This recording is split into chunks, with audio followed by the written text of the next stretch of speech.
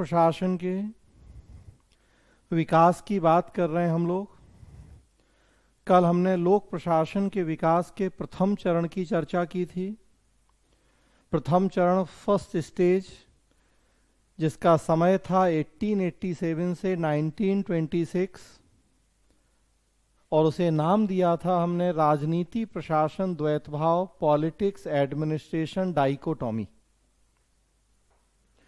उसमें हमने Woodrow Wilson के कंट्रीब्यूशन की बात की थी। वुडरो विल्सन जो अमेरिका में पॉल साइंस के प्रोफेसर थे, उन्होंने जो पॉलिटिक्स एडमिनिस्ट्रेशन डाइकोटॉमी का कॉन्सेप्ट दिया था, डिटेल हमने पढ़ा था।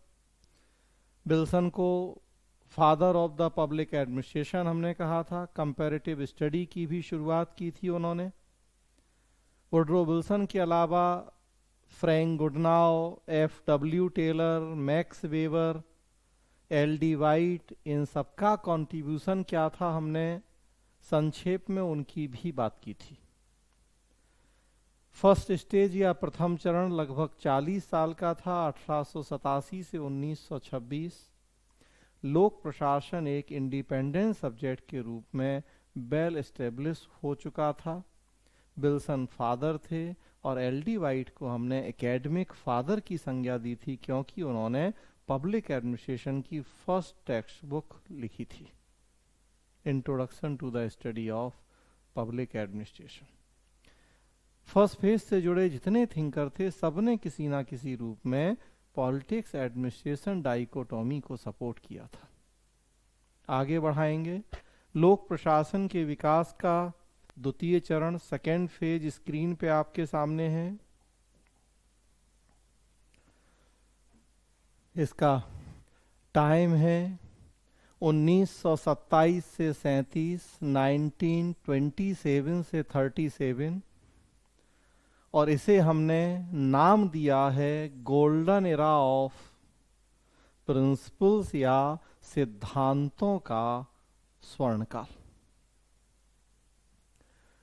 क्यों कहा गया इसे गोल्डन एरा ऑफ प्रिंसिपल या सिद्धांतों का स्वर्णकाल? क्योंकि इस चरण की जो सबसे महत्वपूर्ण विशेषता थी वो थी कि इस चरण में प्रशासन के कुछ यूनिवर्सल प्रिंसिपल्स या सर्वव्यापी नियमों का प्रतिपादन किया गया था।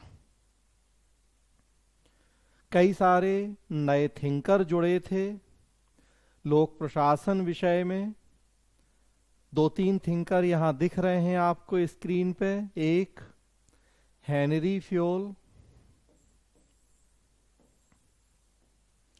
हेनरी फ्योल फ्रेंच इंजीनियर थे। पीछे भी थोड़ा सा हम चर्चा कर रहे थे जब पॉककॉक की हम बात कर रहे थे थ्योरी की। हेनरी फ्योल जो कि फ्रेंच इंजीनियर थे, इसी सेकेंड फेज से जुड़े हुए विद्वान थे। समय आपके सामने है 1841 से 1925। तो वैसे तो देखें आप टाइम के हिसाब से तो ये सेकेंड फेज हम शुरू कर रहे हैं 27 से। फ्योल की डेथ हो गई है 25 में ही, लेकिन फ्योल ने 1916 में एक किताब लिखी थी, general and industrial management, French में लिखी थी। उसका 1929 के आसपास इंग्लिश एडिशन पब्लिश हुआ था, और जब इंग्लिश एडिशन आया था तब वो पॉपुलर हुआ था, तो इसीलिए हम फिर फ्योल की चर्चा इस सेकेंड फेज में करते हैं।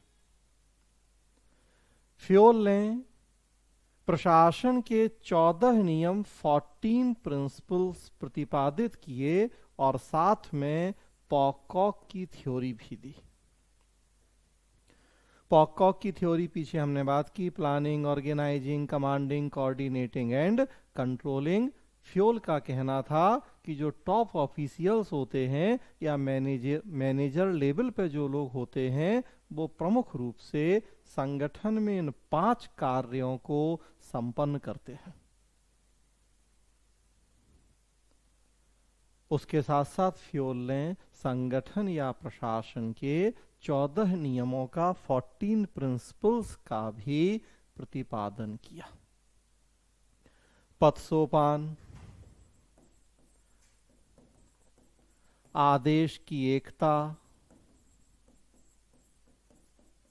पथ सोपान या हायरार्की, आदेश की एकता या यूनिटी ऑफ कमांड, इस तरह के 14 नियम प्रतिपादित किए हेनरी फ्योल ने। और उन्होंने दावा किया कि उनके जो नियम हैं वो सर्वव्यापी हैं या यूनिवर्सल हैं। हम दुनिया में कहीं भी चले जाएं, किसी भी तरह के प्रशासन या संगठन को देखें, फ्योल का मानना था कि ये 14 नियम अनिवार्य रूप से हर जगह हर तरह के संगठन और प्रशासन में लागू होते हैं। पथ सोपान या हायरार्की, इसका मतलब होता है उच्च और अधीन के संबंधों के आधार पर संगठन को हम विभिन्न स्तरों में वर्गीकृत कर देते हैं। टॉप, मिडिल, बॉटम, इस तरीके से कई लेवल बना दिए जाते हैं और फिर किसी ऑर्गेनाइजेशन को कई लेयर में क्लासिफाई कर दिया जाता है। इस सिस्टम को हायरार्की की संज्ञा दी जाती है। किसी भी प्रशासन या संगठन में आप देखेंगे, आपको मिलेगा। जिले में पुलिस प्रशासन की संरचना देखें, एसपी से लेके नीचे कांस्टेबल तक कई लेवल होते हैं। वो उच्च और अधीन के संबंध बताते हैं हमें। तो यूनिवर्सल लॉ है। आदेश की एकता, यूनिटी ऑफ कमांड, मतलब होता है कि किसी अधीनस्थ को केवल और केवल एक उच्च अधिकारी से ही आदेश मिलना चाहिए। चूंकि आदेश देने वाला एक होता है, इसलिए इसे हम यूनिटी ऑफ कमांड कहते हैं। और अगर हमें संगठन की एफिशिएंसी, इफेक्टिवनेस को सुनिश्चित करना है तो ऐसा होना जरूरी है। एक से ज्यादा बॉस होंगे, एक से ज्यादा लोग किसी सबऑर्डिनेट को ऑर्डर देंगे और अगर उनके ऑर्डर में कुछ अंतर हो गया, अलग अलग ऑर्डर हैं, तो अब अधीनस्थ की स्थिति वहां विकट हो जाएगी। किसका ऑर्डर माने, किसका नहीं माने, किसका पहले किसका बाद में, तो कई सारी दुविधाएं हो जाएंगी। तो बेहतर है कि एक ही बॉस हो, वही आदेश दे, ताकि अधीनस्थ के सामने इस तरह के डाउट, दुविधाएं ना हो कि क्या करें और क्या नहीं करें। तो हर संगठन में, अगर संगठन बड़ा है, हमें संगठन की कार्यकुशलता को सुनिश्चित करना है, तो फिर हमें यूनिटी ऑफ कमांड को फॉलो करना है, और होता भी है। तो फ्योल का दावा था कि उनके ये नियम यूनिवर्सल हैं, हर जगह लागू होते हैं। तो 14 नियम और पॉककॉक, हेनरी फ्योल, और एक थिंकर लूथर गुलिक।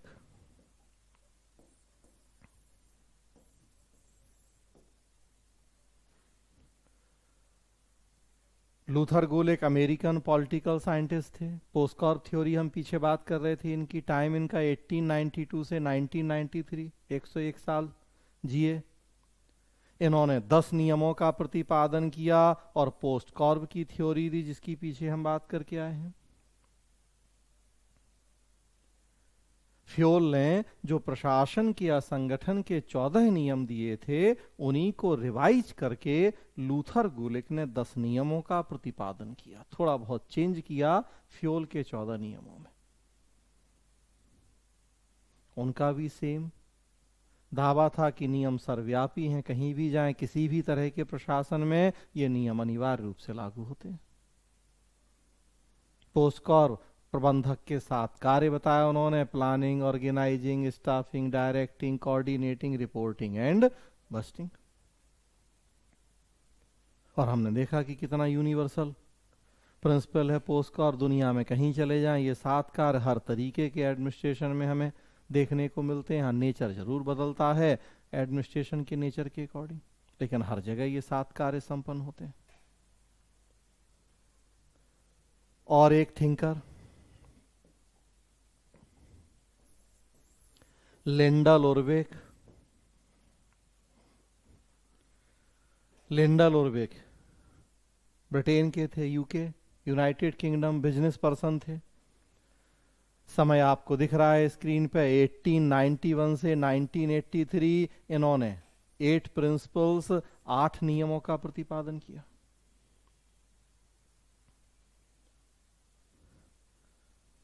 इन्होंने भी कहा कि वो सर्वव्यापी हैं, नियम हर जगह लागू होंगे।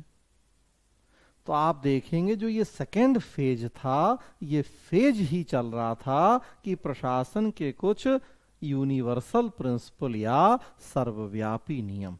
तो जैसा फर्स्ट फेज में हमने देखा कि जितने थिंकर आए सब में क्या समानता है कि सब बात कर रहे हैं डाइकोटोमी, निर्माण अलग क्रियान्वयन अलग, चाहे बिल्सन हो, चाहे टेलर हो, चाहे एल.डी. वाइट हो, किसी ना किसी रूप में वो थीम वही है। उसी तरह से आप देखेंगे अब सेकेंड फेज जितने थिंकर जुड़े हैं थीम एक ही है कि हमें कुछ प्रशासन के लिए ऐसे यूनिवर्सल प्रिंसिपल बनाने हैं जो हर तरीके के प्रशासन में समान रूप से लागू हों। तो फ्योल हो, गुलेक हो, ऑरवेक हो और मूनेरेले भी जुड़े, बिलो भी जुड़े, कई विद्वान, सब में हम ये लगभग समानता देखते हैं कि मूल उनका जो कंट्रीब्यूशन था, अगर उसका हम क्रक्स निकालें, सार देखें, तो सबने प्रशासन में सर्वव्यापकता, सर्वव्यापी नियम, इसकी बातें की। अब देखिए आप, जब प्रशासन के सर्वव्यापी नियम आए तो फिर दो महत्वपूर्ण परिणाम यहां स्क्रीन पे आपको दिख रहे हैं।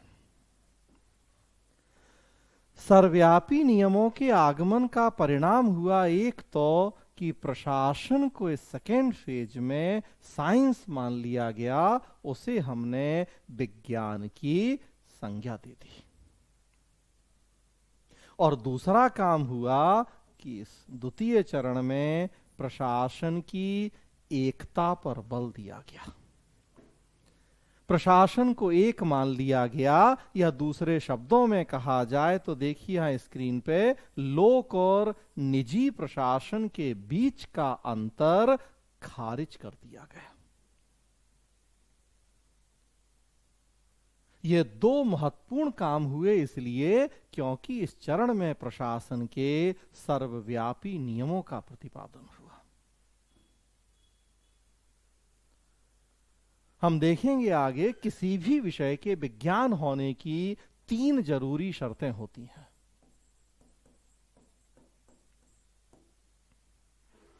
एक शर्त यही है कि उस विषय में कुछ यूनिवर्सल प्रिंसिपल या सर्वव्यापी नियम होने चाहिए। किसी भी फिजिकल साइंस को, भौतिक विज्ञान को आप देखिए, फिजिक्स, केमिस्ट्री, जूलॉजी, बॉटनी, तो सब में आपको कुछ ऐसे यूनिवर्सल प्रिंसिपल मिलेंगे जो हर जगह समान रूप से लागू होते हैं। न्यूटन्स लॉ हो, गुरुत्वाकर्षण का नियम हो, जो भी देखिए आप। तो विज्ञान होने की जरूरी है कि ये कंडीशन है, शर्त है। दूसरा देखिए कि इन विषयों में वैल्यूज नहीं होते हैं, मूल्यों का कोई स्थान नहीं होता है। फिजिकल साइंस है, वस्तुओं का, जड़ पदार्थों का अध्ययन करते हैं, उनकी अपनी कोई पर्सनल फीलिंग्स नहीं होती हैं, भावनाएं, पसंद नापसंद नहीं होती, मूल्य नहीं होते। अब देखिए आप, फर्स्ट पेज से जो हम भी काम कर रहे हैं, तो मूल्यों का परित्याग तो हमने 1887 में ही कर दिया है। जब वुड्रो विल्सन ने डाइकोटोमी की बात की है, तो विल्सन तो कह ही रहे हैं कि प्रशासन तथ्यों के आधार पर काम करेगा। इम्पर्सनैलिटी की बात हो रही है, पॉलिटिकल न्यूट्रलिटी की बात हो रही है, मतलब प्रशासन के मूल्य नहीं होंगे। तो ये काम तो हमने फ्रॉम फर्स्ट डे, पहले दिन से ही शुरू कर दिया है कि प्रशासन मूल्यों से दूर रहेगा। और अब यहां सेकेंड फेज में हम देख रहे हैं कि और एक काम हमने कर दिया कि प्रशासन के सर्वव्यापी नियम आ गए। कहने का मतलब कि किसी भी विषय के विज्ञान होने की जो जरूरी शर्तें हैं, एक एक करके हम उन शर्तों को पूरा कर रहे थे। और इसी बात का परिणाम हुआ कि सेकेंड फेज में प्रशासन को विज्ञान की संज्ञा दे दी गई।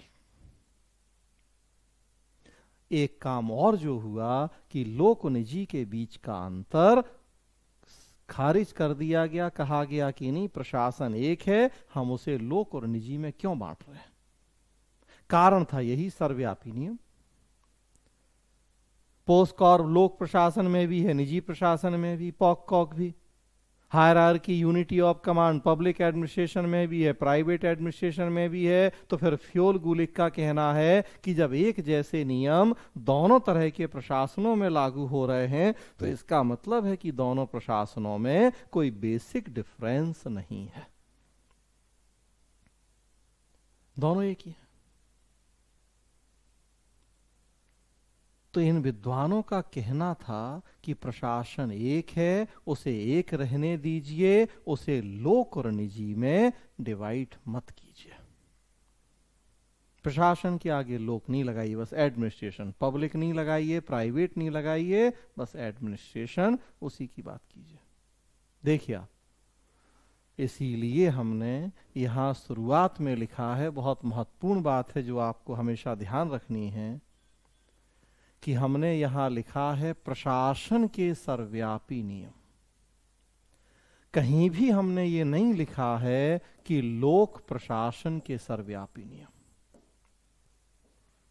हमने लोक शब्द का यूज नहीं किया है, ये द्वितीय चरण की एक बड़ी महत्वपूर्ण विशेषता है। इस चरण से जुड़े विद्वानों का कहना है कि आप प्रशासन को प्रशासन रहने दें, उसे लोक और निजी में नहीं बांटें। कारण सर्वव्यापी नियम,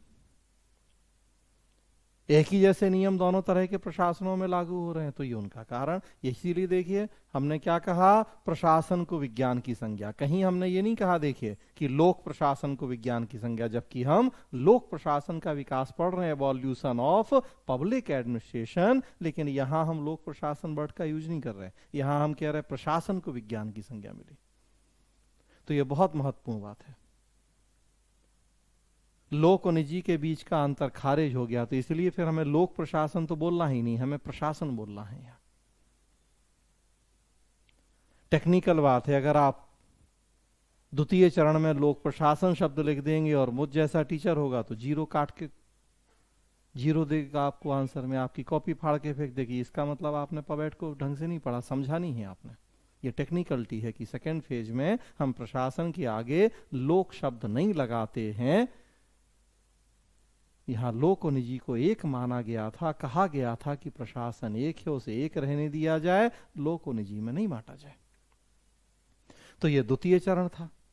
यहां एक दो बातें जो और आप ध्यान रखें, द्वितीय चरण में आदर्श संगठन सिद्धांत या क्लासिकल थ्योरी आई। कल फर्स्ट फेज में दो थ्योरीज की हमने बात की थी, 1910-11 में टेलर की साइंटिफिक मैनेजमेंट थ्योरी, और दूसरा 1920 में मैक्स वेबर का ब्यूरोक्रेसी मॉडल। तीसरी थ्योरी थी क्लासिकल थ्योरी या आदर्श संगठन सिद्धांत, जिसका प्रतिपादन हुआ था इस द्वितीय चरण में। हेनरी फ्योल, लूथर गुलिक जैसे विद्वान ही क्लासिकल थ्योरी, शास्त्रीय विचारधारा या आदर्श संगठन सिद्धांत के प्रतिपादक और समर्थक विद्वान थे। प्लस आप देखेंगे कंपैरेटिव स्टडी जो फर्स्ट फेज से शुरू हो गई थी, वो भी यहां जारी थी। विल्सन ने ही कंपैरेटिव स्टडी की शुरुआत कर दी थी, जब कहा था कि हमें एक देश के एडमिनिस्ट्रेटिव रिफॉर्म्स को अगर दूसरे देश में इंप्लीमेंट करना है तो कंपैरेटिव स्टडी करनी होगी। टेलर बेवर की हम बात कर रहे थे कि उन्होंने भी डायरेक्टली इनडायरेक्टली कंपैरेटिव स्टडी को प्रमोट किया था। यहां सेकेंड फेज में भी आप देखेंगे कंपैरेटिव स्टडी को बल मिला। कैसे? तो जो एक शब्द है ये सर्वव्यापी या यूनिवर्सल, दुनिया में हम किसी भी चीज को अगर यूनिवर्सल कह रहे हैं, इसका मतलब ये कि हमने कंपैरेटिव स्टडी करी है। बिना तुलना के हम किसी भी चीज के सर्वव्यापी होने का दावा नहीं कर सकते। पोस्टकॉर अमेरिका में भी लागू हो रहा है, फ्रांस में भी। ये बात हमें कैसे पता लगेगी? जब हम अमेरिका और फ्रांस दोनों का कंपैरिजन करेंगे। पोस्टकॉर शिक्षा में भी है, स्वास्थ्य में भी। जब हमें कंपेयर करेंगे तो जान पाएंगे इस बात को।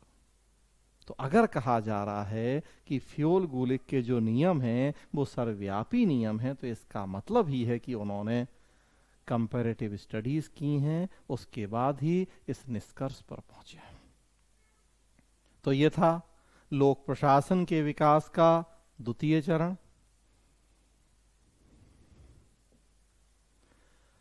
आगे बढ़ें।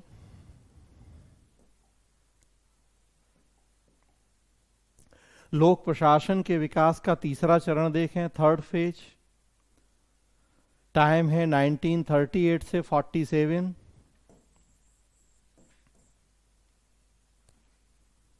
और इसे नाम देते हैं हम सिद्धांतों को चुनौती, चैलेंजेस फॉर प्रिंसिपल्स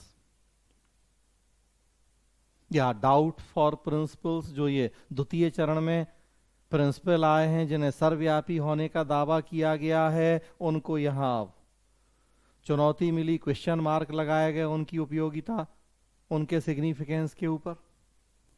तो अब ट्रेंड चेंज हो गया। यहां आपको ध्यान रखना है कि लोक प्रशासन के विकास के जो 6 चरणों की हम बात कर रहे हैं, 6 फेजेस की बात कर रहे हैं, तो ये इसी आधार पे हमने चरण डिसाइड किए हैं कि कब किस दौर में कौन सी प्रवृत्ति ज्यादा हावी रही। तो ऐसा नहीं है कि इक्वल डिवीजन है कि 1887 से 1920 लगभग 130 साल हो गए हैं तो हम 20-20 या 25-25 साल डिवाइड कर रहे हैं एक एक चरण को। ऐसा नहीं है। पहला चरण 40 साल का, दूसरा 10 साल का, तीसरा भी देखे वही 10 साल। तो किस टाइम फ्रेम में कौन सी प्रवृत्ति ज्यादा हावी रही, उसके बेस पे हमने ये क्लासिफिकेशन किया है। तो वो जो दूसरा चरण है, जितने विद्वान थे सब सर्वव्यापी नियमों की बात कर रहे थे। पहले चरण में सब डाइकोटॉमी की बात कर रहे थे। अब जो ये तीसरा चरण आया, सारे विद्वान यहां वो जो द्वितीय चरण के नियम सिद्धांत आए थे उनको चुनौती दे रहे थे। फेज बदल गया, ट्रेंड बदल गया। क्योंकि तो 38 से 47 सिद्धांतों को चुनौती, कुछ और विद्वान जुड़े, कुछ और थिंकर ऐड हुए। एक उसमें आप देखें, एल्टन मेयो स्क्रीन पे हैं आपके सामने। ऑस्ट्रेलियन साइकोलॉजिस्ट थे एल्टन मेयो। मूल रूप से ऑस्ट्रेलियन साइकोलॉजिस्ट थे, हालांकि यूएस शिफ्ट हो गए थे और यूएस में फिर सोशियोलॉजिस्ट थे, प्रोफेसर थे, समाजशास्त्री। वहीं उन्होंने एक्सपेरिमेंट किए थे, हॉर्थॉर्न एक्सपेरिमेंट हम पढ़ेंगे।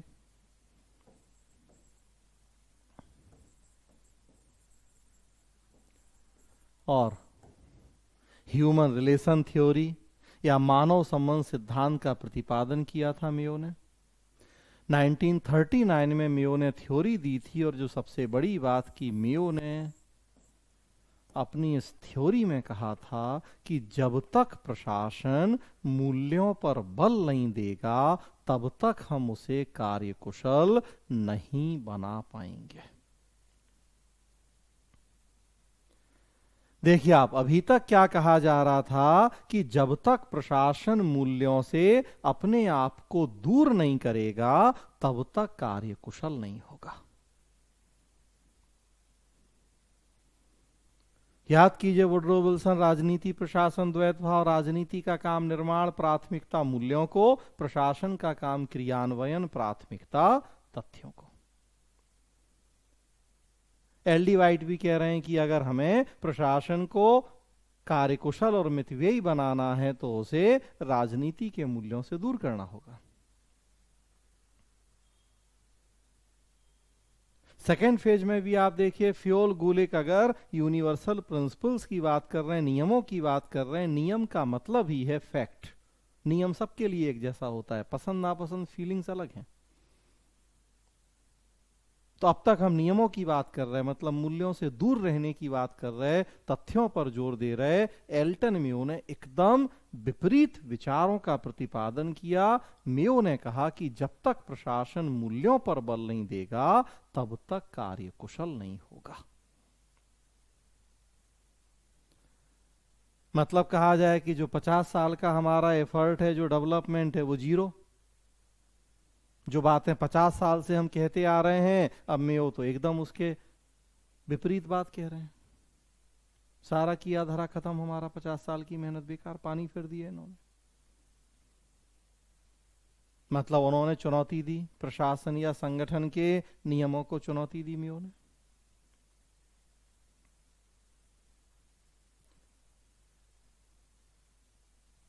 और एक थिंकर देखिए, Chester Barnard, American business executive. 38 में इनकी एक बुक पब्लिश हुई, नाम था फंक्शंस ऑफ एग्जीक्यूटिव या कार्यपालिका के कार्य।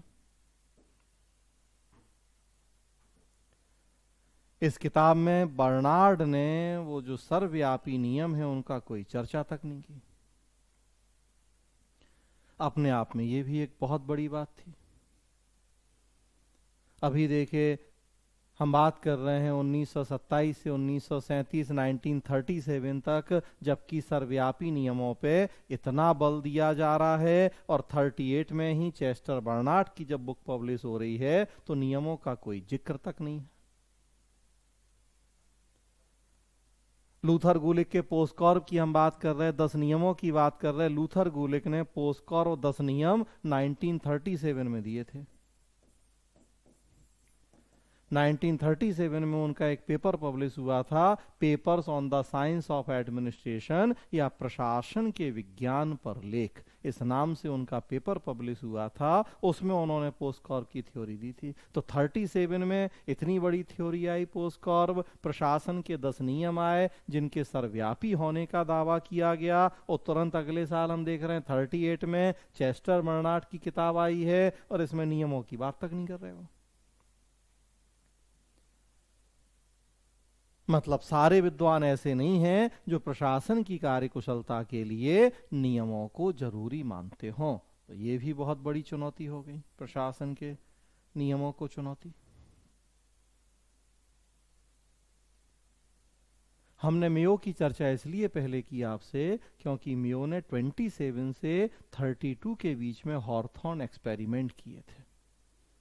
हाँ, उन एक्सपेरिमेंट के निष्कर्ष 39 में मिले थे, लेकिन एक्सपेरिमेंट पहले हो गए थे बर्नार्ड की 38 में। तो वैसे जो ये थर्ड फेज है 1938, वो बर्नार्ड की इसी किताब से ही शुरू होता है। जैसे ही बर्नार्ड की किताब प्रकाशित हुई, वहीं से हमने ये थर्ड फेज अलग कर दिया। बर्नार्ड ने बिहेवियरल अप्रोच या व्यवहारवादी सिद्धांत का प्रतिपादन किया। मेयो ने ह्यूमन रिलेशन थ्योरी, मानव संबंध, और चेस्टर बर्नार्ड ने बिहेवियरल अप्रोच या व्यवहारवादी सिद्धांत का प्रतिपादन किया।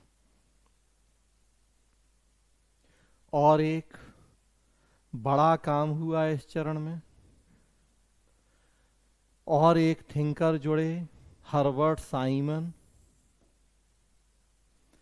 अमेरिकन इकोनॉमिस्ट थे। समय देख रहे हैं आप 1916 से 2001। हर्बर्ट साइमन भी चेस्टर बर्नार्ड के जो बिहेवियरल अप्रोच या व्यवहारवादी सिद्धांत है उसके समर्थक विद्वान हुए। हर्बर्ट साइमन चेस्टर बर्नार्ड के विचारों से, आइडियोलॉजी से बहुत ज्यादा प्रभावित थे। कई जगह इन्होंने बर्नार्ड को कॉपी किया है। चेस्टर बर्नार्ड ने जो व्यवहारवादी सिद्धांत दिया था, हर्बर्ट साइमन उसके बहुत बड़े सपोर्टर हुए। इन्होंने भी उसी तरह के विचार दिए जैसे बर्नार्ड के व्यवहारवाद में थे। चूंकि बर्नार्ड से प्रभावित थे, बातें भी बर्नार्ड जैसी ही कर रहे थे। हाँ, कुछ बड़े महत्वपूर्ण कंट्रीब्यूशन है साइमन के। एक ऐसे विद्वान हैं जिन्हें नोबेल पुरस्कार मिला है।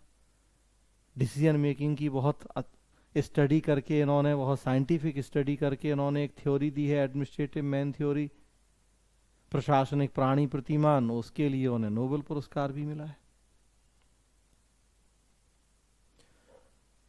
फिलहाल हमें जिस बात से मतलब है, साइमन की 1946 में एक इनका पेपर पब्लिश हुआ।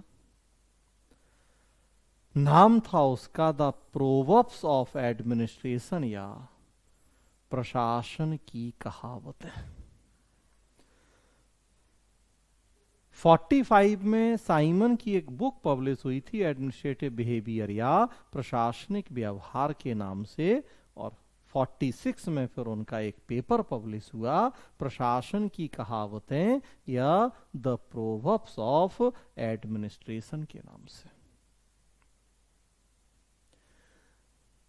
साइमन ने इस लेख में एक बड़ी महत्वपूर्ण बात कही। साइमन ने लिखा उसमें, देखें यहां स्क्रीन पे, कि संगठन के नियम कहावतें मात्र हैं क्योंकि ये युग्म में चलते हैं। युग्म या पेयर्स। प्रोवर्ब्स ऑफ एडमिनिस्ट्रेशन या प्रशासन की कहावतें, साइमन का कहना था कि जो संगठन के नियम हैं, लूथर गुलिक, हेनरी फ्योल ने जिन यूनिवर्सल प्रिंसिपल्स को प्रतिपादन किया है, साइमन ने उनको प्रोवर्ब्स या कहावतें कह के उनका मजाक उड़ाया। साइमन ने कहा संगठन के नियम कहावतें मात्र हैं क्योंकि ये युग्म या पेयर्स में चलते हैं। इन्होंने भी संगठन के नियमों को चुनौती दी। ये जितने विद्वान हैं सब में ये समानता थी कि ये नियमों के महत्व को स्वीकार नहीं कर रहे थे। इनका ऐसा मानना बिल्कुल नहीं था कि जब तक नियम नहीं होंगे हम संगठन को कार्यकुशल नहीं बना पाएंगे। ये ह्यूमन रिलेशन, ये बिहेवियरलिस्ट थिंकर थे सब, तो ये व्यक्तियों की जो फीलिंग्स हैं, इमोशंस हैं, रिलेशंस हैं, उनको फोकस कर रहे थे, उनको समझने की बात कर रहे थे। ये सब दूसरे शब्दों में कहा जाए तो ज्यादा रियलिस्टिक विद्वान थे, इसीलिए व्यवहारवाद कहा जाता है कि ज्यादा प्रैक्टिकल अप्रोच थी इनकी। ह्यूमन बिहेवियर की स्टडी की थी इन सब ने। तो साइमन ने संगठन के नियमों को कहावतों की संज्ञा दी, कहा कि ये युग्म या पेयर्स में चलती हैं। क्या मतलब है इस बात का? थोड़ा सा यहां हमें इस चीज को समझना है कि साइमन ने संगठन के नियमों को कहावतें क्यों कहा।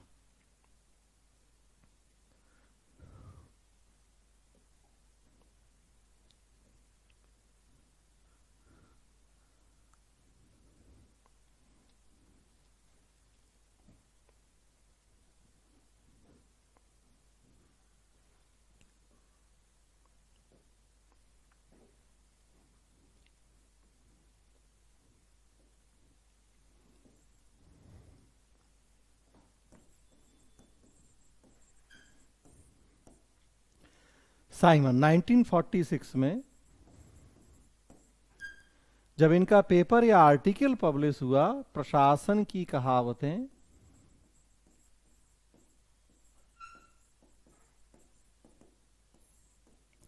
तो उसमें साइमन ने संगठन के नियमों की कहावतों की संज्ञा दी क्योंकि ये युग्म या पेयर्स में चलते हैं। तो युग्म या पेयर्स में चलने का मतलब क्या है?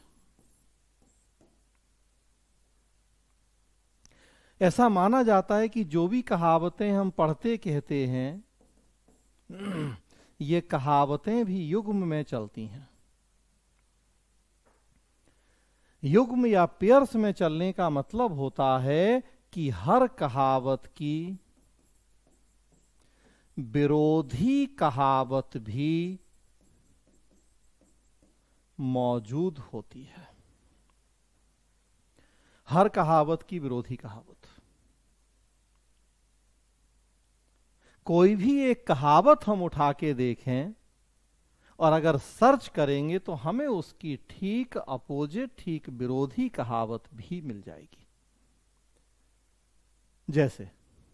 जैसे आप देखिए, अंग्रेजी की एक कहावत है, first impression is the last impression.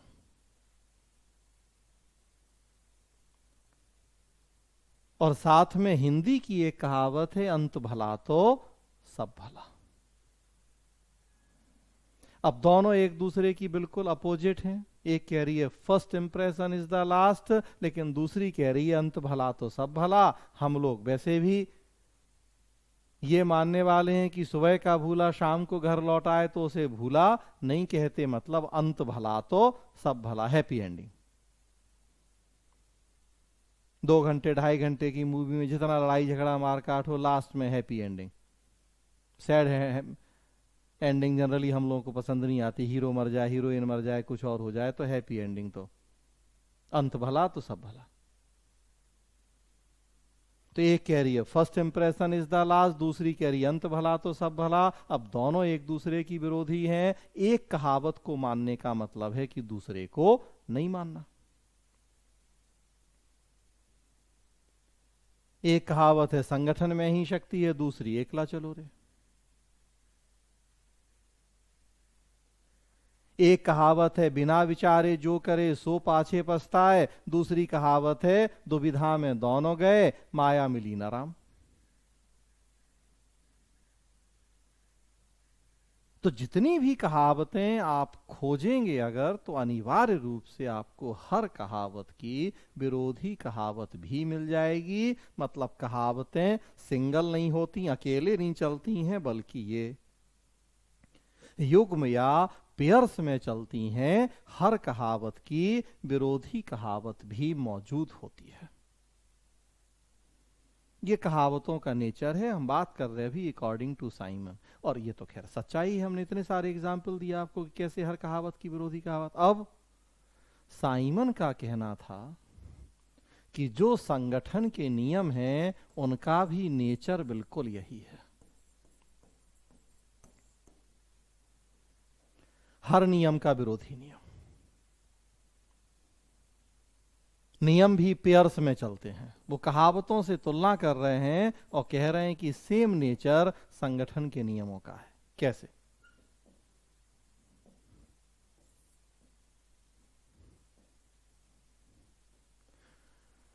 तो संगठन के नियमों में देखेंगे, एक नियम है कार्य विभाजन, डिवीजन ऑफ लेबर। एक नियम है कोऑर्डिनेशन या समन्वय। ये दोनों नियम एक दूसरे के विरोधी नियम हैं। अगर हमें संगठन को कार्यकुशल बनाना है तो इन दोनों नियमों को लागू करना जरूरी है। फ्योल गुलिक ने जो 14 और 10 नियम दिए उनमें ये दोनों है, डिवीजन ऑफ वर्क भी है और कोऑर्डिनेशन भी है। संगठन की कार्यकुशलता के लिए अकॉर्डिंग टू फ्योल और गुलेक इन नियमों को लागू करना जरूरी है। कार्य विभाजन होगा तो हमें विशेषज्ञता की प्राप्ति होगी। एक कार्य को छोटे छोटे टुकड़ों में बांट के कई व्यक्तियों या संस्थाओं को सौंप दें तो हर व्यक्ति के पास कम कार्य होगा, वो उसका विशेषज्ञ होगा।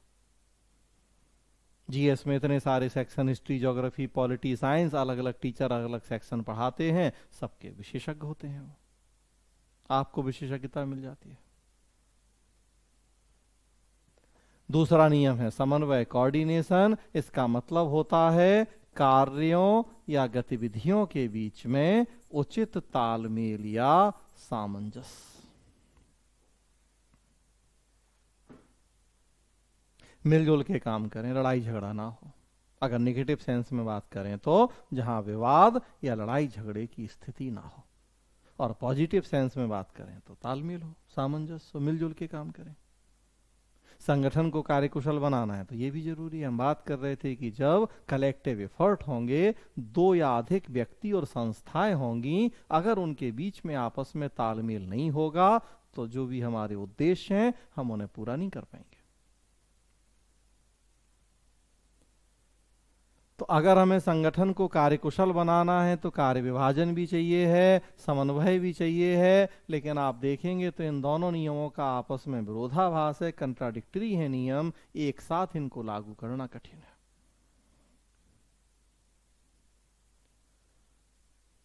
कुछ साल पहले आंध्र प्रदेश एक ही स्टेट था, हमने फिर उसे एक की जगह दो में कर दिया, आंध्र प्रदेश और तेलंगाना। और आज देखिए दोनों का आपस का लड़ाई झगड़ा।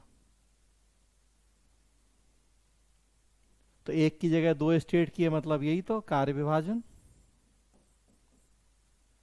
भाई कई तरह का कार्य विभाजन होता है। तो भौगोलिक, वो भी एक कार्य विभाजन है कि बड़ा स्टेट है, हमने एक की जगह दो कर दिए तो काम कम हो गए, ज्यादा बेहतर ढंग से हम वहां के लोगों, उनकी समस्याओं पे फोकस कर पाएंगे, समाधान कर पाएंगे टाइमली उनकी जो शिकायतें समस्याएं हैं उनका। एक स्टेट था तो एक ही था, लड़ाई झगड़ा नहीं। एक की जगह दो हो गए तो आपस में लड़ाई झगड़ा। पंजाब हरियाणा पानी के बंटवारे का लड़ाई झगड़ा देखें आप, या और दिल्ली हरियाणा पराली की समस्या, या और 28 राज्य हमारे देश में, 28 की 58 कर दें, पाकिस्तान चाइना की जरूरत ही नहीं पड़े, आपस में ही लड़ें कटें मर जाएं। तो जितने ज्यादा नए नए संस्थाएं बनाएंगे, राज्य बनाएंगे, आपस में लड़ाई झगड़े उतने होंगे। केंद्र और राज्य के लड़ाई झगड़े देख लीजिए, राज्यों के आपस के लड़ाई झगड़े देख लिए। Women commission, human right commission, इन सब के लड़ाई झगड़े देख लीजिए।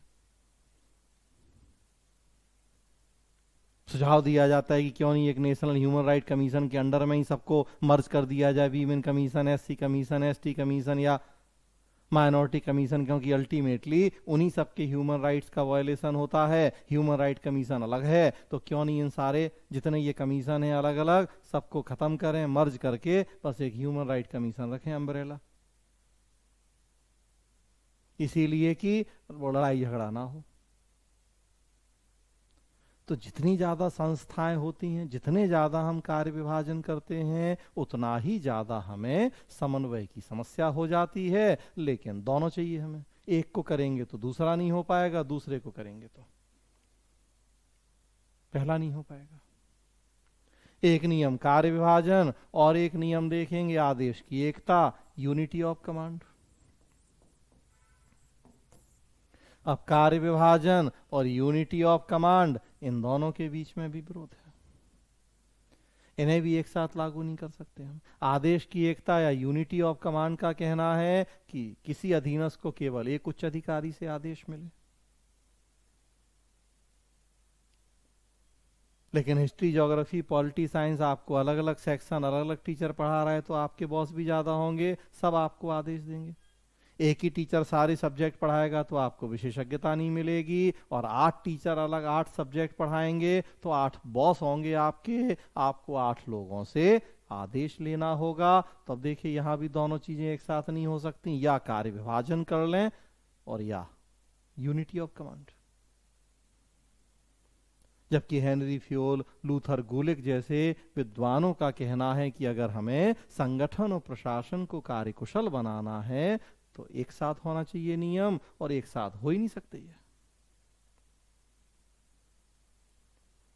तो फिर साइमन ने कहा ये भी कहावतें हैं केवल, इनका भी पेयर है कि एक नियम का विरोधी दूसरा नियम इन्हीं विद्वानों ने प्रतिपादित किया है। एक नियम को मानेंगे तो दूसरे को नहीं मान पाएंगे, जैसा कहावत के साथ है कि फर्स्ट इंप्रेशन को मानिए अंत भला को, एक साथ कैसे माने दोनों। संगठन में भी शक्ति और एकला चलो रे, अब दोनों कैसे एक साथ लागू करें हम, एक ही तो होगा कोई। तो नियमों के साथ भी वही है कि अब एक ही को तो मान पाएंगे, कार्य विभाजन करेंगे तो आदेश की एकता नहीं होगी, आदेश की एकता चाहिए तो फिर विशेषज्ञता नहीं मिलेगी। तो ये नियम भी कंट्राडिक्टरी हैं, एक दूसरे को काट रहे हैं, मतलब पेयर्स में चल रहे हैं।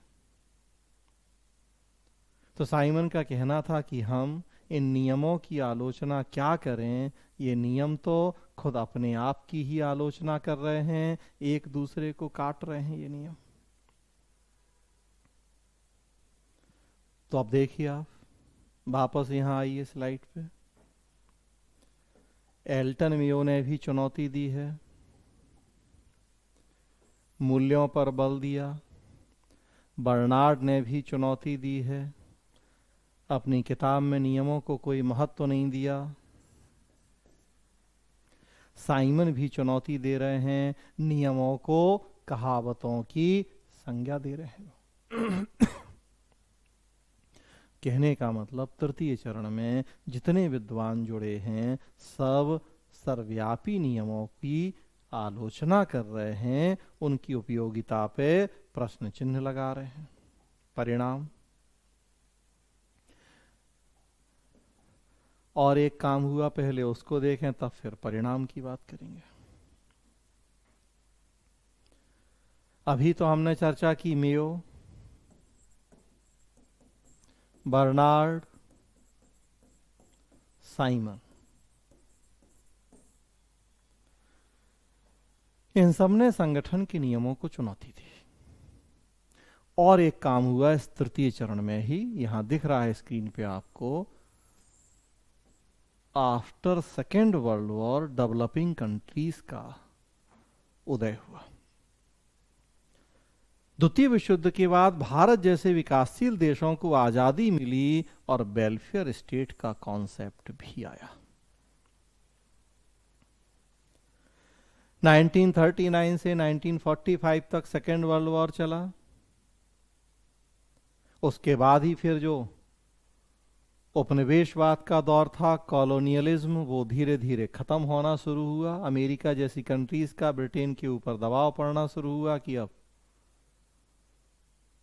वो अपने उपनिवेशवाद, साम्राज्यवाद, इन सब चीजों को खत्म करे। एक एक करके फिर हम लोगों को स्वतंत्रता मिलनी शुरू हुई, तो डेवलपिंग कंट्रीज।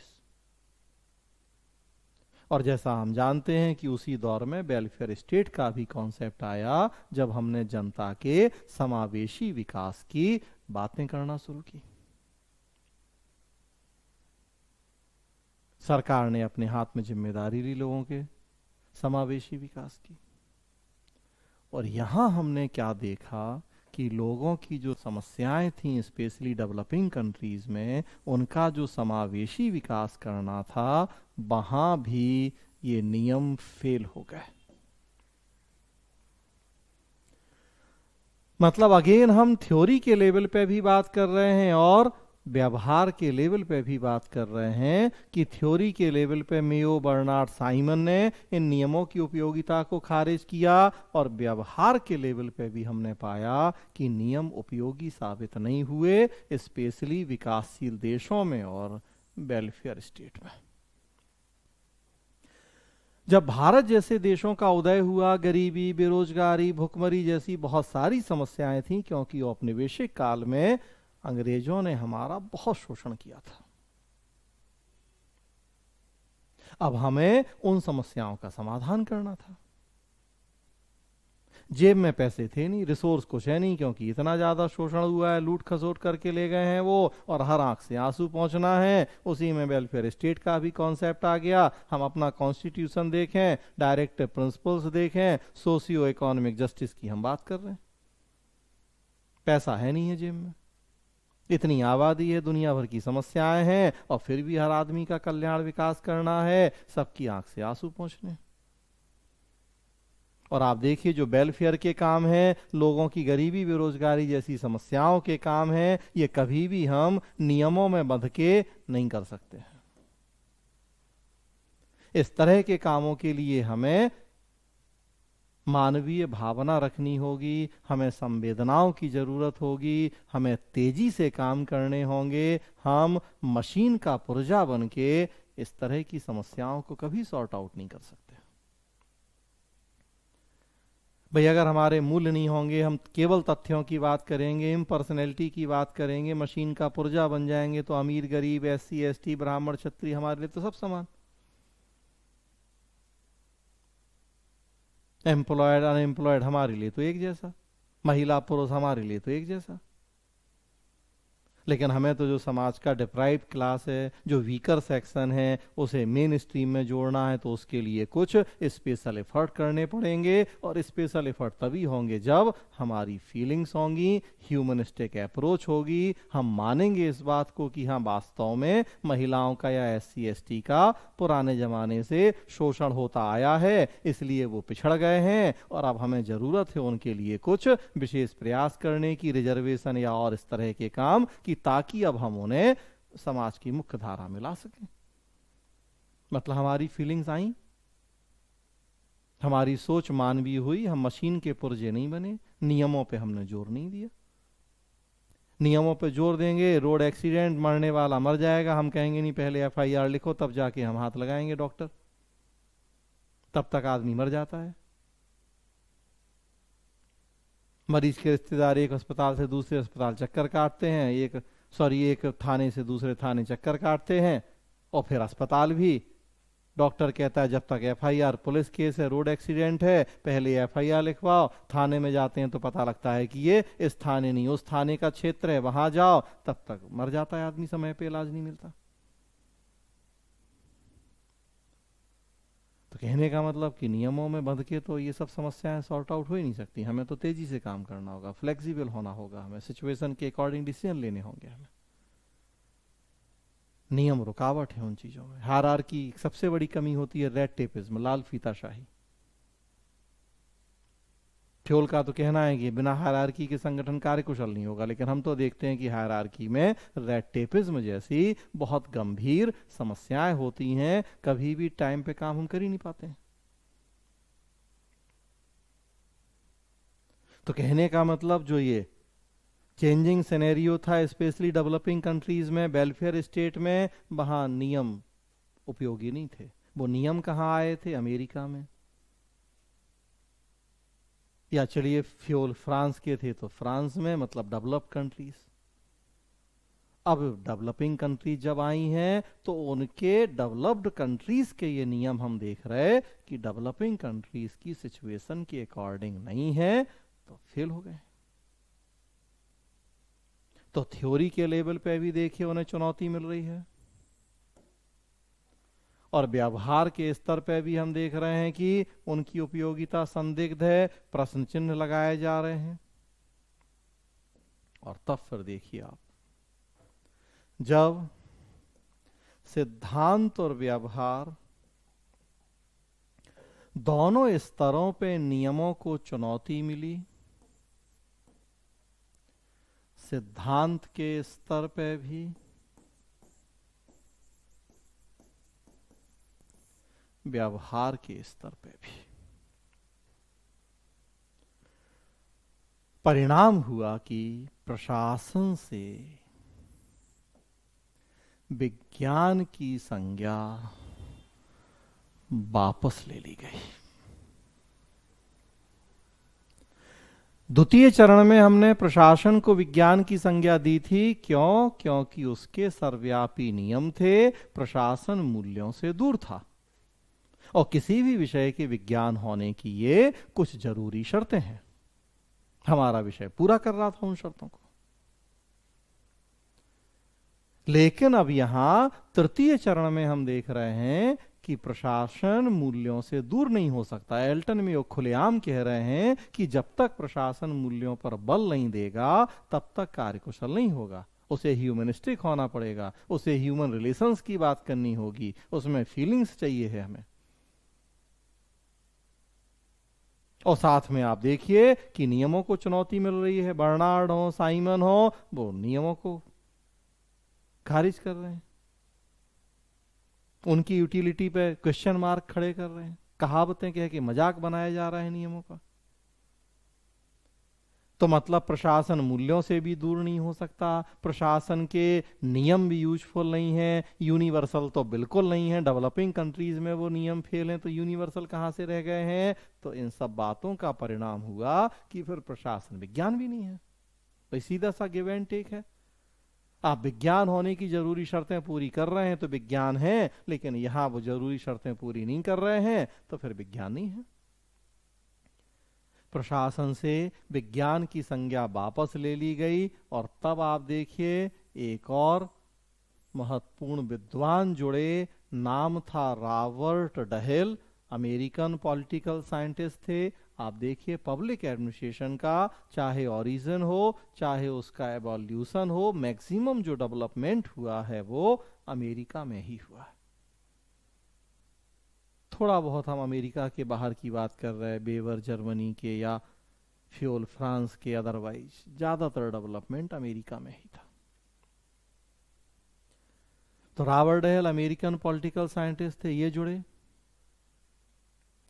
इन्होंने कहा कि प्रशासन के विज्ञान के मार्ग में 3 समस्याएं हैं।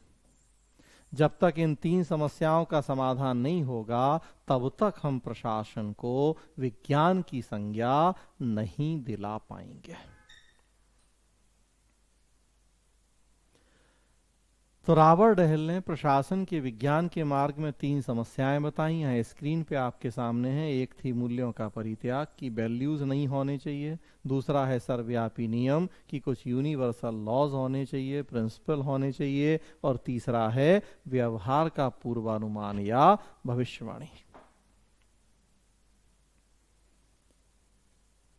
भौतिक विज्ञान इन तीनों शर्तों को पूरे करते हैं, और पब्लिक एडमिनिस्ट्रेशन, और केवल पब्लिक एडमिनिस्ट्रेशन की बात नहीं है, कोई भी सोशल साइंस आप देखें तो वो इन तीनों शर्तों को पूरा नहीं करता। फिजिकल साइंस और सोशल साइंस का जो सबसे बड़ा अंतर होता है वो भी यही। भौतिक विज्ञान चूंकि वस्तुओं का, जड़ पदार्थों का अध्ययन करते हैं तो उनके कोई फीलिंग्स नहीं है, उनके कोई वैल्यूज नहीं है, पसंद नापसंद नहीं है, वहां मूल्य होते ही नहीं है। वहां हम कुछ ऐसे सर्वव्यापी नियम बना सकते हैं, गुरुत्वाकर्षण का नियम की सेब अगर पेड़ से गिरेगा तो टूटेगा तो जमीन पर ही गिरेगा, सेब की अपनी कोई भावनाएं तो है नहीं। तो बिल्कुल सही बात है, हम उसके व्यवहार का अनुमान लगा पा रहे, भविष्यवाणी कर रहे कि हाँ अगर पेड़ से टूटेगा तो जमीन पर गिरेगा। किसी एक निश्चित परिस्थिति में H2O2 मिलेगा तो क्या रिजल्ट मिलेगा हमें, तो जनरली वही होगा अगर वो एक निश्चित परिस्थिति है तो। क्यों? क्योंकि वो वस्तुएं हैं, वो जड़ पदार्थ हैं, वहां उनके अपने कोई फीलिंग्स नहीं है, कोई उनके अपने इमोशंस नहीं है, तो वही रिजल्ट देते हैं जो सर्टेन पहले से तय है। लेकिन ह्यूमन बिहेवियर के बारे में हम ये बातें नहीं कर सकते। किसी जिले में दंगा हो गया है, अब एसपी साहब क्या करेंगे, यहां हम 100% श्योरिटी से कोई भविष्यवाणी नहीं कर सकते कि ऐसा ही होगा।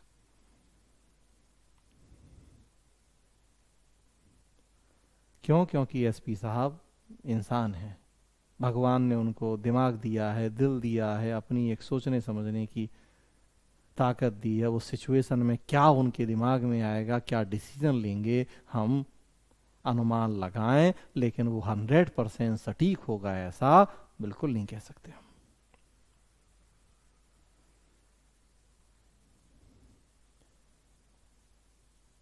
देखिए आप, चुनाव होते हैं, बिहार में चुनाव या कहीं भी, एग्जिट पोल क्या कह रहे हैं लोगों के, उसके बाद भी अनुमान नहीं लगा पाते लोगों के व्यवहार का कि हाँ एग्जिट पोल कुछ है, रिजल्ट कुछ और हो जाते हैं।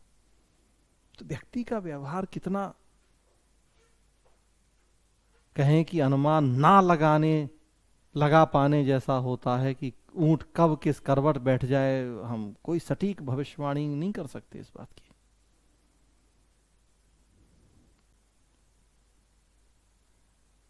तो जहां भी हम व्यक्ति की बात कर रहे हैं, वो कोई भी सोशल साइंस हो, सोशल साइंस समाज का अध्ययन हो रहा है, व्यक्ति का अध्ययन हो रहा है, व्यक्ति की अपनी भावनाएं हैं, फीलिंग्स हैं, वहां ये तीनों दिक्कतें हो जाती हैं हमें।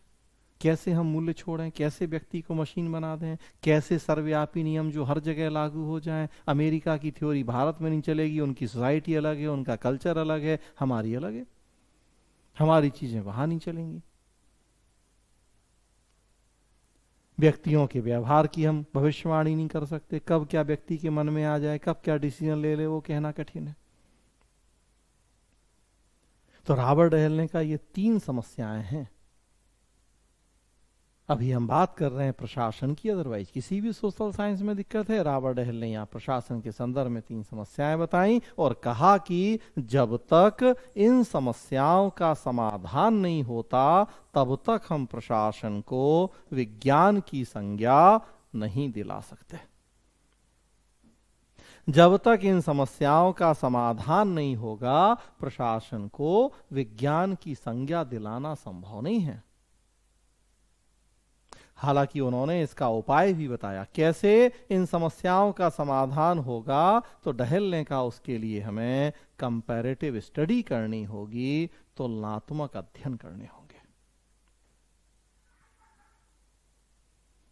तो एक बात तो आप देखें कि कंपैरेटिव स्टडी जो विल्सन के समय से ही चल रही है, यहां उस पर फोकस हुआ।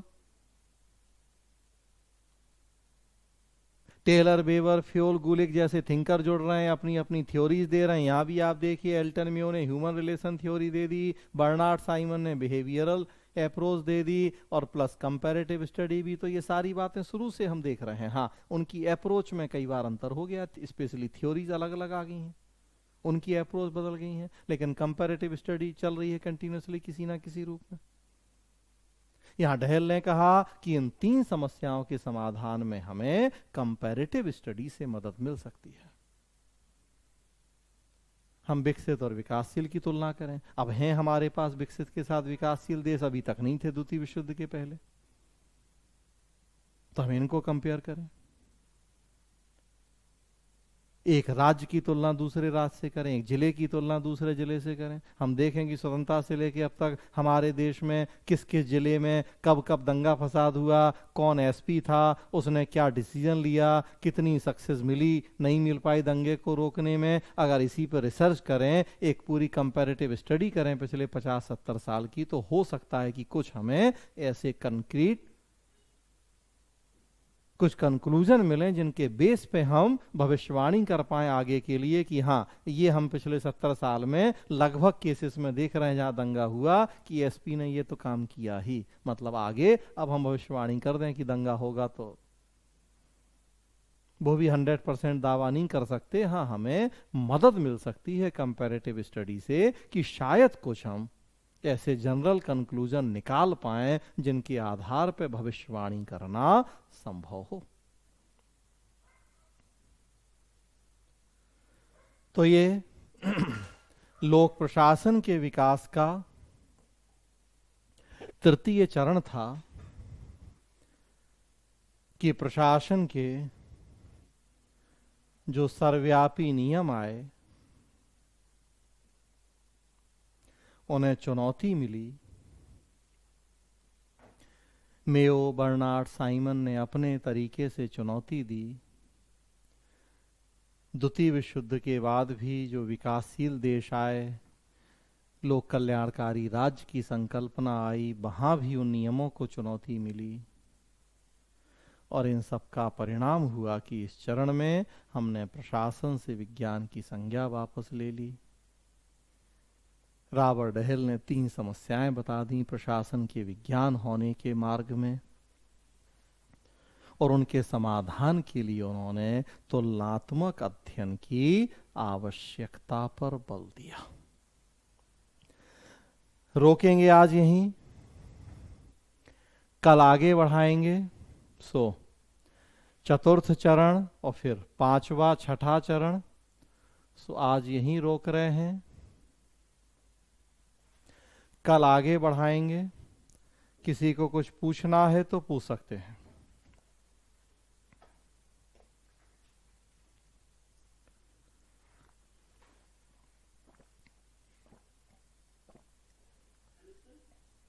जी जी, नमस्ते।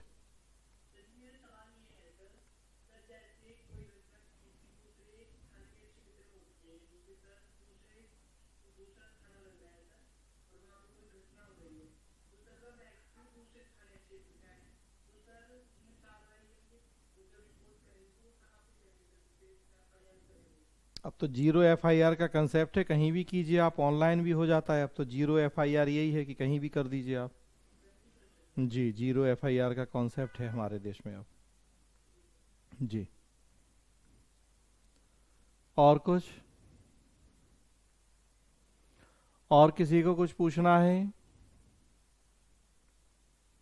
चले तो फिर सबको क्लियर है, तो आज यहीं रोक रहे हैं, कल आगे बढ़ाएंगे। और कल के बाद फिर दिवाली की छुट्टी होगी, सो कल वेडनेसडे को क्लास होगी और फिर उसके बाद नेक्स्ट वेडनेसडे को क्लास होगी, बीच में छुट्टी रहेगी।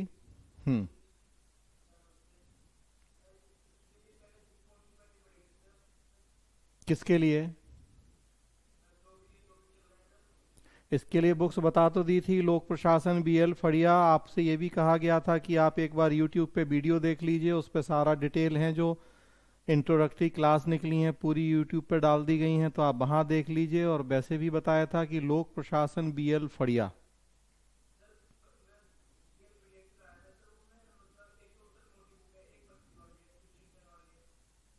चिंतन वाली BL फड़िया की नहीं है, चिंतन वाली सुरेन कटारिया की होती है, मोटी वाली BL फड़िया की होगी। उसमें आप ये टॉपिक देखेंगे तो मिल जाएगा।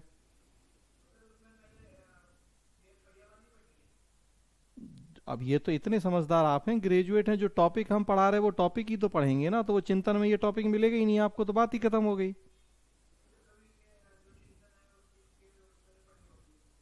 नहीं नहीं, तो ये तो आप टॉपिक के अकॉर्डिंग ही पढ़ेंगे ना, जो हम पढ़ा रहे हैं वही तो पढ़ेंगे कि कुछ भी पढ़ेंगे? तो बस, तो बात ही खत्म होगी। जो हम पढ़ा रहे हैं वो जिस किताब में, वो पढ़ लेना है आपको। कल वुडरो विल्सन पढ़ाया था, वो चिंतन में है, तो वो उसमें पढ़ लेना है। लोक प्रशासन का विकास पढ़ा रही, चिंतन में मिलेगा ही नहीं आपको, तो बात खत्म हो गई। ये BL फड़िया में मिलेगा तो वहां पढ़ना है। तो जो टॉपिक हम पढ़ा रहे हैं वही पढ़ेंगे, वो जिस किताब में है उसमें पढ़ जाइए बस। जी चलिए, तो आज यहीं रोक रहे हैं, कल मिलेंगे। सो लोक प्रशासन का विकास, कोशिश करेंगे कि कल इस टॉपिक कंप्लीट हो जाइए, ताकि फिर छुट्टी के बाद फिर हम लोग नया टॉपिक करेंगे। जा सकते हैं। गुड नाइट, धन्यवाद। जी गुड नाइट।